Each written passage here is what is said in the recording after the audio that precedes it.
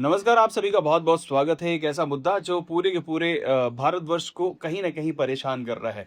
वो बात है हमारे खान सर और साथ ही आनंद सर के बीच की जो कंट्रोवर्सी बनी हुई है, उसको लेकर तरह-तरह की बातें हो रही है और पूरे जो छात्र हैं, वो किसी के समर्थन में हैं, तो किसी के विपक्ष में नारे लगा रहे हैं, किसी की रिहाई की माँग कर रहे हैं। तो चलिए आज जानते हैं कि पूरा का पूरा मुद्दा क्या है, आखिर कैसे क्या चीज़ें हुई, पूरी की पूरी ये जो घटना है वो विस्तार में हम चर्चा करेंगे। लेकिन उसके पहले जो देश है, देश में कई सारी गतिविधियाँ हुई, बहुत सारे अगर बोला जाए तो बहुत सारी ऐसी न्यूज़ आप सभी के सामने आई, जिसको लेकर लगता है यार कि ये आखिर हो क्या रहा है? जैसे कि दुनिया में जो है दुनिया आपस में लड़ रही है। अपने वर्चस्व की लड़ाई, अपने ब कहते हैं ना कि भई अमीर कौन है सबसे ज़्यादा, कौन ताकतवर है, इसकी लड़ाई हो रही है। वैसे ही अगर यहाँ पर देखी जाए तो अगर एक एनालिटिक्स देखा जाए, सबसे पहले क्या होता है? सबसे पहले नीट का पेपर लीक होता है।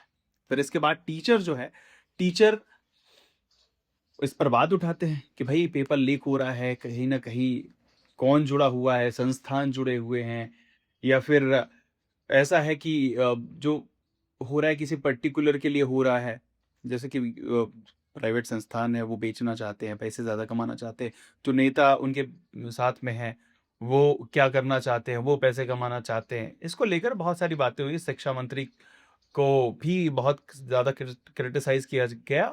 ये बुरी बात नहीं है क्योंकि अगर किसी के होने के साथ जो रिस्पॉन्सिबल वन है उसके कहते हैं ना अध्यक्षता में उसके अंडर में अगर ऐसी घटनाएँ होती हैं तो कहीं न कहीं ज़िम्मेदार वो होता है। लेकिन इस एक बयान जो पूरे के पूरे इंटरनेट में हलचल मचा देता है कि 2 कौड़ी के टीचर, जी हाँ, 2 कौड़ी का टीचर अंजना ओम कश्यप ने ये स्टेटमेंट दिया। इसके बाद पूरा का पूरा पूरे जो टीचर हैं, टीचर समाज जो है, जितने भी हमारे टीचर्स हैं, वो सभी अंजना ओम कश्यप के पीछे पड़ गए, जो कि स्वाभाविक सी बात है कि गुरुओं का ये बहुत बड़ा अपमान था। लेकिन इसके पीछे की जो मुझे लगता है स्ट्रैटेजी नहीं समझ पाए। दरअसल देखिए क्या होता है कि जैसे अगर एप्स्टीन फाइल की बात की जाए तो उस मुद्दे से हटाने के लिए वॉर छिड़ गई। वैसे ही यहाँ पर नीट की बात ना होकर किसी पर्टिकुलर टॉपिक दूसरा टॉपिक डाइवर्टेड टॉपिक की बात हो, इसके लिए शायद हो सकता है अंजना ओम कश्यप से ऐसी बातें बुलवाई गए हों। सीधी सी बात है इ- जिससे पूरा का पूरा जो टीचर है वो मेन मुद्दे से भटककर डाइवर्ट हो जाए किसमें, इन बातों में हो जाए। दूसरा, अब हुआ क्या है कि भाई ये मुद्दा भी बहुत ज्यादा लीड कर रहा था, कहीं ना कहीं मीडिया के रेपुटेशन और ये इन सब की बातें होने लगी। तो भाई जरूरी था कि एक मुद्दा और खड़ा किया जाए। तो जरूरी नहीं है कि जिस पर शक हो उन्होंने ही वो किया हो। जैसे आनंद सर की बात है, बहुत सारी विवाद उनके खान सर और आनंद सर के बीच में है, जिस लाइक के पोस्टर को लेकर विवाद हुआ था, जिस में बहुत सारी बातें हुई थी, झड़प हुई थी। ये छोटे-मोटे चीज़ें होने लगी थी। लेकिन इसी बीच में इस पूरे के पूरे करिकुलम में एक नया मोड़ आया कि भाई खान सर की कोचिंग के आसपास तोड़-फोड़ हुई, गोलियां चलाई गई। तो देखिए ट्विस्ट आप समझ पाइए कि कैसे मुद्दे से भटकाया जाता है और कैसे डाइवर्ट किया जाता है। इसके पीछे का मास्टरमाइंड कौन है?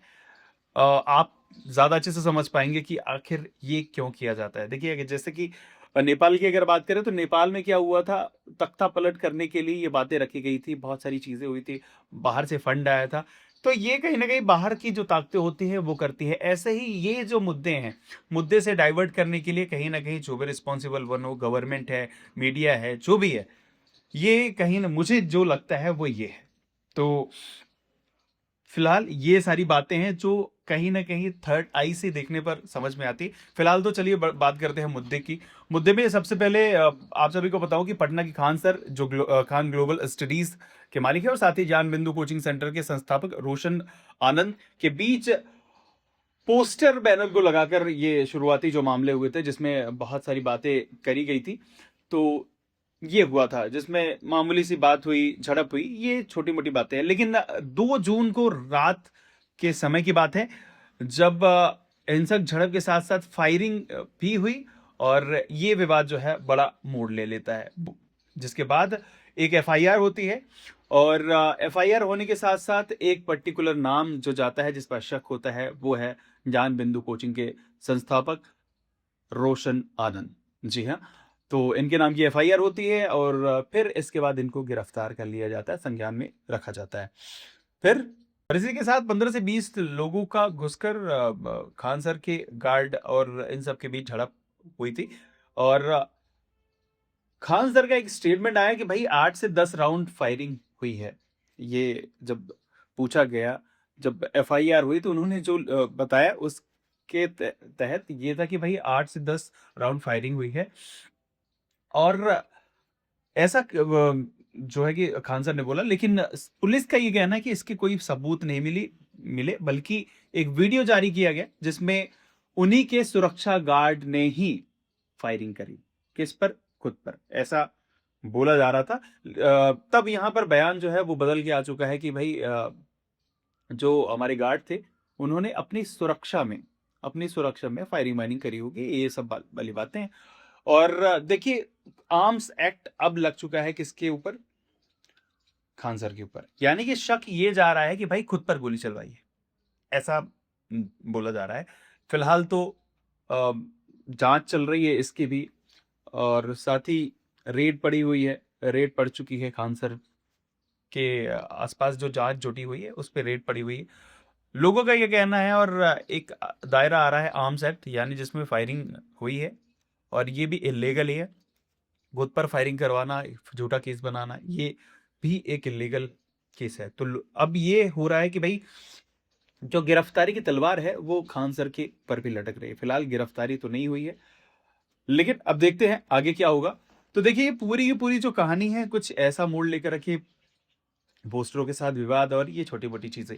यानी देखिए, जो पीछे मुझे लगता है कि पीछे जो शक्तियां बैठती हैं, जो मास्टरमाइंड बैठते हैं, लोगों को कैसे डाइवर्ट करना है, कैसे मेन मुद्दे से भटकाना है।